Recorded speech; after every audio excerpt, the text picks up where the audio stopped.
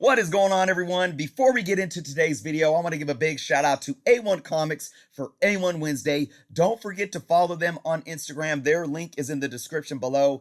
They have live sales every Wednesday and Friday on the IG. Don't forget to check them out on Twitch every Thursday as well. And of course, they are on the Whatnot app.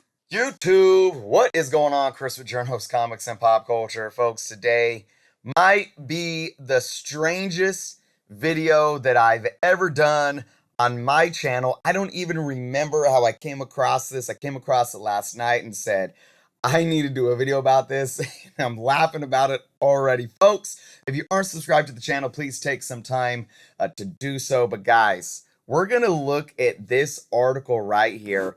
As you can see, states, do-it-yourself comic pressing for cheapskates. So I don't know if this individual that created this blog is trolling, but for all of us that are into comics and are interested in pressing comics, or maybe we dabble in pressing ourselves, or maybe you're out there wanting to learn how to press comics, I thought that I would share this with you. We're gonna narrate a little bit here. The video here is gone, but we don't need that. So let's go right into this, and it gets pretty strange right away, but I'm gonna read what they wrote. Here we go. You guys ready for this? This is gonna be fun. If you collect comic books, you may have heard about comic pressing. This is the act of taking a comic that has been folded or damaged in a way that makes the comic no longer flat and flattening it. Pressing does not repair damage such as broken coloration from folds or tears to the comic, but it does return it to being flat. Okay. I buy a lot of comics from thrift stores, and some of these are less than flat. I'm trying to fill in my collection for issues that came out over the years that when I was not buying comics. So my goal is to get a comic that is flat, not a perfect comic for selling. Okay. Professionals use a press, often a t-shirt press used to transfer logos onto the t-shirt to accomplish this. Rather than spend over $100 for such a device, I pondered how to accomplish this without spending much money. I settled on using a cooking tray. This guy or this individual might be extremely brilliant or might be trolling us. I don't know what it is, guys. I want your guys' thoughts in the comments, absolutely. Because here we go. Okay. Items used for pressing. It gets stranger. One comic book, of course, you need the comic. One cooking tray. One baking/cooking tray. Parchment paper. One book. Weights. Yes, folks, weights. Okay. What an interesting list here. Okay, so we got pictures to showcase what it is we need step by step. Step 1. Start with the cooking tray. All right, let's see what they have to say. Starting with the cooking tray, ensure that it is flat and that there are no foreign substances on it, such as dust, crumbs, etc. Anything that is in contact with the comic can leave an impression on it. Well, this is very, very sound advice, to be honest. Anytime you're pressing a book, even in a standard heat press, this is absolutely the case. Let's move on. Step 2, place a comic book board onto the tray. Okay. Place the comic book board on the tray to further help keep the surface flat and add a barrier between the tray and the comic book. Step 3, place a piece of parchment paper on top of the comic board. Place a piece of parchment paper, not wax paper, on top of the comic board. This is to prevent I think they meant the comic. This is to prevent the comic from sticking to the board. Ideally, you should use new parchment paper each time, but I'm a lazy cheapskate, so I reuse it a couple times. Hey, I do the same thing in my heat press, so I hear him.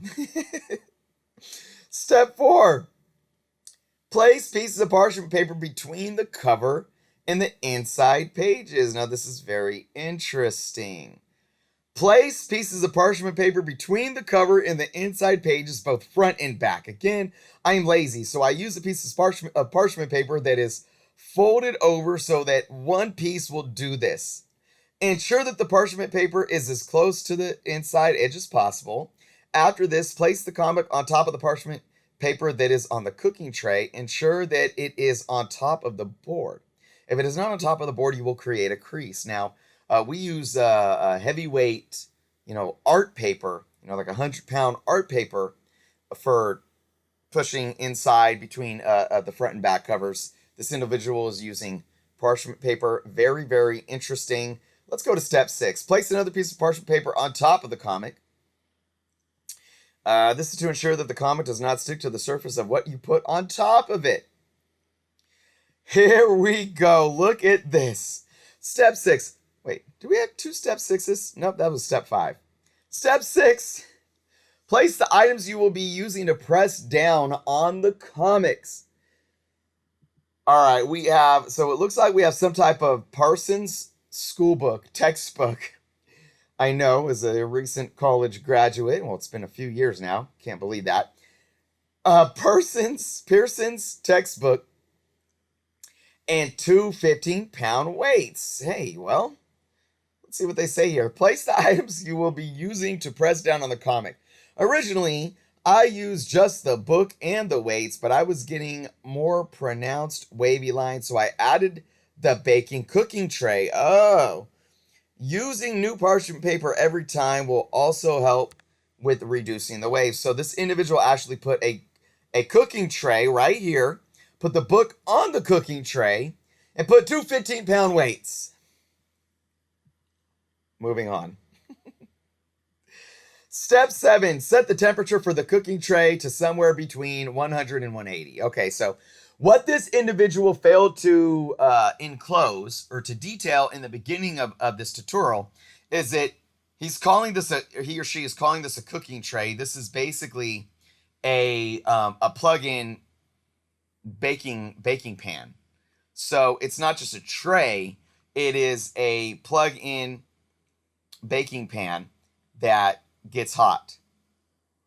So this individual is telling you to turn it on between 100 and 180 degrees. Set temperature here. Experiment to find what works best for what your desired results.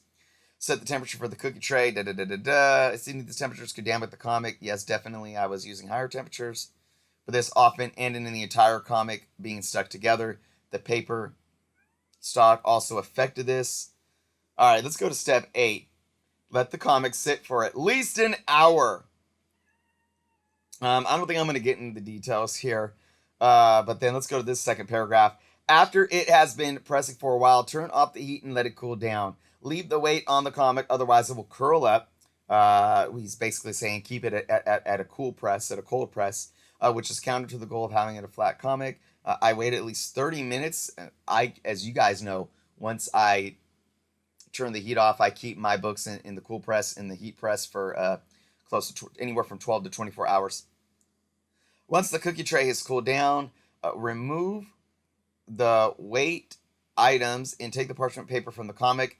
It will now be flatter than what you started. As I mentioned, I've been getting small waves on my comics, which is at least partially due to reusing parchment paper. Since I'm only pressing these to make them flatter, this is a minor annoyance. I'll do more research on how to eliminate this in the future, but for now it works for my purposes. Step 9, here's the end result for this comic. Hey, well, here's the end result for this comic. I mean, compare that to that. Looks decent. Folks, I got to tell you too, I'm cringing here. I'm cringing that this individual did this in the kitchen, pulled out this is a 90s newsstand, Dracula #1. Pulled the comic out and set it right next to the sink. Oh my gosh, I'm cringing because I'm scared of what type of moisture or water might be there. But folks, this is the most strangest and oddest thing. But let's play devil's advocate. Is this individual onto something?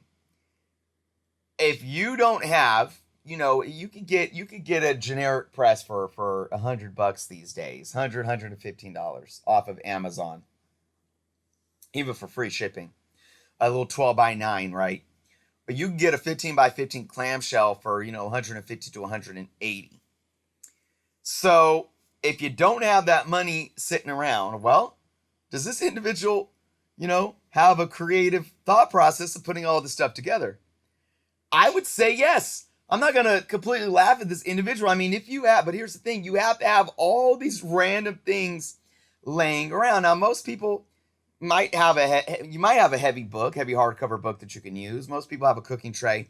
I don't know if a lot of people have a plug-in cooking sheet though, a cooking, a flat cooking station. I do. It's not flat like this. It's flat, but it actually has like 3-inch sides all around it. I would have to use a cooking tray that would fit inside of that. So if you have all of these items sitting and you don't have a press, you could actually see some results out of getting creative in doing this. But here's a bigger problem. If you don't have any of these things, you're going to spend more money buying these things than you would a press. 15-pound weights like this alone are going to be pricey. If you don't have a plug-in skillet, I guess that's what you could call a flat cooking plug-in skillet, if that's more accurate of a name. If you don't have that, that's going to probably cost you over $100. That Pearson's textbook probably costs $200 to $300 because I know those aren't cheap. But again, if you have some type of random heavy hardcover book that is bigger than a comic, then hey, that could work. But a 15-pound weight in and of itself is going to be like $25 to $30 right there. So these two 15-pound weights are anywhere for probably $40 to $50 to even $60 for those two. So you got to have all these things laying around. But I'm telling you, folks, in the parchment paper, a couple other things too.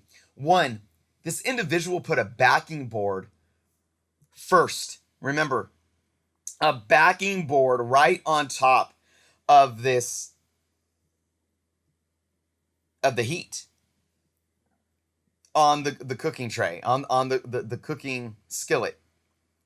That is a good way to start a fire. If anything, he should have put the parchment paper down first. But even parchment paper, I know I've used parchment paper in ovens and it's gotten crispy. So putting it on direct heat, I don't even know with parchment paper. I'd have to do a Google real quick, but even that is concerning. That is very, very concerning and a fire hazard. My mother works for a fire investigation firm, folks. I do not recommend it, especially if you're going to be turning this on and walking away from it. Big, big exclamation point, red triangle, fire hazard. Do not do it, guys. Just don't do it. So that's my biggest concern here. I'm all about getting creative, but I will say this is very, very interesting. Save your money, folks. Do it the right way. You don't have to be a professional. You don't have to be a professional to have a heat press like this individual said in the beginning. You could spend $100, $150 to get yourself a little, generic made in China. And I'm not trying to, most of them are manufactured in China and they're generic, and these manufacturers might throw a random name on it, but they'll do the job. If you're not a professional and you just want to get into pressing, they'll do the job just fine.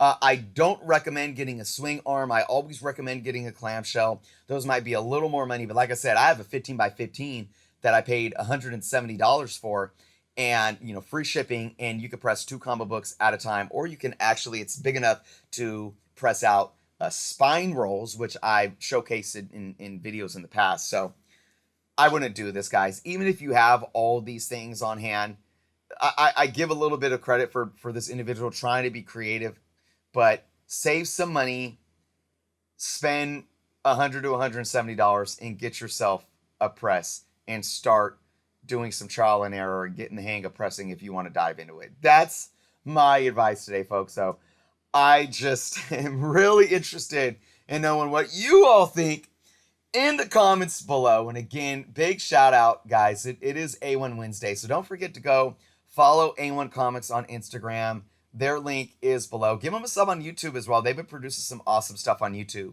And they got their live sale tonight, 5 p.m. Pacific, 8 p.m. Eastern. They go for 3 hours. And I might just hop in there. I don't know. I don't know if I'll make it to tonight's show, but I love jumping in there, even if I'm not buying. And I just like to sit and hang out, at least for a time. So thank you guys for watching. Again, leave your thoughts in the comments below. If you aren't subscribed to the channel, please, please, please, please, please do so. Be well. And until next time.